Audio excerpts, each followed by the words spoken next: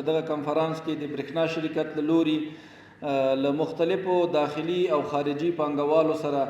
11 قراردادونه لاسلیک شول چې په دغه 11 قراردادونو کې چې تقریبا ارزښت 10 میلیارډ افغانۍ کېږي او د 612 میګاواټه برېښنا په ظرفیت سره به عملا چارې شروع کېږي چې د ګازي سولر او د دې ترڅنګ د ډبرو د سکرو څخه د انرژي لاسته راوړل یا د برېښنا لاسته راوړلو پروژې وي او موږ او تاسې 6 لویې تفاهمنامې لاسلیک کړې چې دغه تفاهمنامې تقریبا 8800 میګاواټه ظرفیت لري او په نږدې راتلونکي کلونو کې به دا تکمیلیږي نه تنها 8800 میګاواټه برق به دلته جوړیږي بلکې د دې ترڅنګ به زیربناوې هم سره جوړیږي چې هغه که سبسټیشنونه دي که هغه انتقالي لینونه دي که توزیعي شبکه ده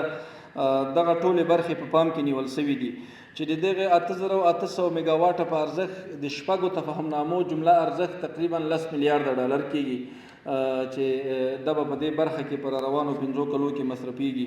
همدارنګه د دې ترڅنګ په دغه کنفرانس کې موږ تاسو ولیدل چې د ازبکستان له هېواد څخه د انرژي وزیر صاحب راغلی او د دوی سره دوی قدرمن نور استازي او هیئت موجود و له هغوی سره د هغې پروژې تطبیقي قرارداد لاسلیک شو چې څو ورځې مخکې عملی قرارداد لاسلیک شوی و خو اوس په ساحه کې د کار د شروع کولو د تطبیق قرارداد و چې تاسو عملا ولیدل چې په ساحې کې هم کار پیل شو کار شروع شو او دا به په لومړي سر کې په 5 نقاطو کې او یو میاشت 2 میاشتې وروسته به بیا انشاءالله په 12 نقاطو کې کار شروع کېږي چې 500 کیلو وټ لاین به د هېواد له شمال څخه تر کابل پورې را رسیږي او له کابل څخه به یو 200 کیلو وټ لاین ډبل سرکټ ډبل کنډکټور تر ننګرهاره پورې ځي او په دغه مسیر کې به 3 سبسټیشنونه هم ایجادیږي چې د کار افتتاح عملا وسوله او موږ او تاسو د داخلي پانګوالو مشرانو او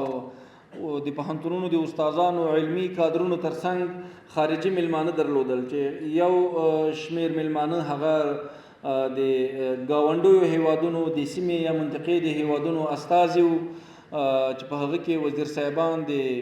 برېښنا د برخې یا برق د برخې رئیسان او نور استازي شامل ول د هغوی نظریات تاسې واورېدل چې هغوی هم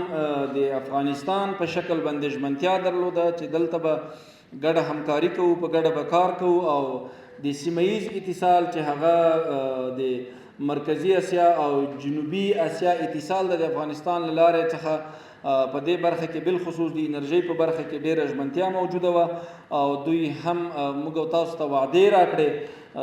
چې دوی به په دغه برخه کې کوټلي ګامونه پورته کوي د دې ترڅنګ مو د خارجي سازمانونو د استازو خبرې واورېدې او د هغوی پریزنټیشنونه مو وکتل چې دوی هم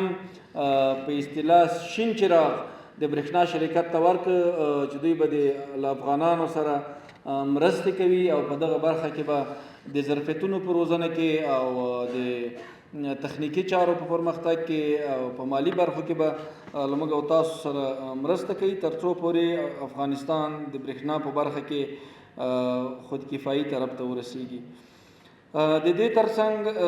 د پانګونې فرصتونه تشریح شول چې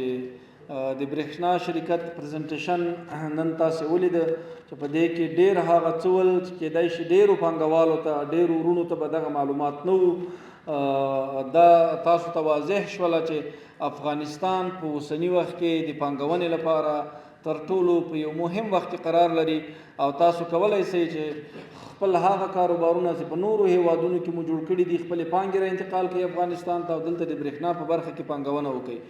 او همدارنګه په خارجي شرکتونو باندې چې هغوی بهرنیان دي هغو ته هم دعوت ورکړل شو چې راسي د افغانستان د برېښنا په برخه کې پانګونه وکړي نه تنها دوی به خپل هغه اخلاقي او انساني رسالت ادا کړی وي بلکې دوی به د خپلې سرمایې د بازګشت او بیرته ستنېدو ترڅنګ لوی مفاد هم کړی وي دغسې د علمي پریزنټیشنونو د کابل پوهنتون د پولیتخنیک د پوهنځي او همدارنګه د اقتصاد د پوهنځي د قدرمنو استادانو لوري څخه د UNDP له لوري نه پریزنټیشن وړاندې شو چې په دې کې هم ډېر هغه څه چې د برېښنا په برخه کې څنګه نوښتونه رامنځته کولی شو، څنګه کولی شو چې په نوو معیاراتو سټنډردونو باندې موږ او تاسې کار وکړو تر څو د موږ او تاسو خلک له پاکې او مطمئنې برېښنا څخه ټولو خلکو ته پاک او مطمئنه برېښنا ورسیږي. همدارنګه تخنیکي کمیټې دایرې شوې چې اوس عملا تاسو وایي تخنیکي کمیټو هغه جزئیات مکمل له تاسو سره بدون له کوم سانسور څخه شریک شول چې دا هم د اسلامي امارت په صداقت باندې دلالت کوي. دلته به هیڅ هم له ولس څخه پټ نه وي. که چېرته په موږ کې یو مشکل وي هغه به هم تاسو ته وړاندې کوو. تاسې د دې افغانستان ملت یوه برخه او د تاسو نظریات د تاسو مشورې موږ ته د قدر وړ دي. موږ به د هغو مشکلاتو که د برېښنا په شرکت کې وي که په اړوندو اداراتو کې وي د هغو په حل کې له تاسو څخه بیا هم مرسته غواړو او د تاسې نیکې مشورې موږ ته سره زر دي او موږ به یې عملي کوو انشاءالله.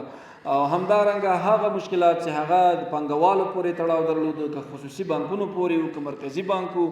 په هغو باندې هم رڼا واچول شوه تر څو پورې دلته پانګوالو ته سهولتونه ایجاد سي او د دغو سهولتونو په نتیجه کې موږ وکولی شو چې د پاکې ډډمنې برېښنا څښتنان واوسیږو.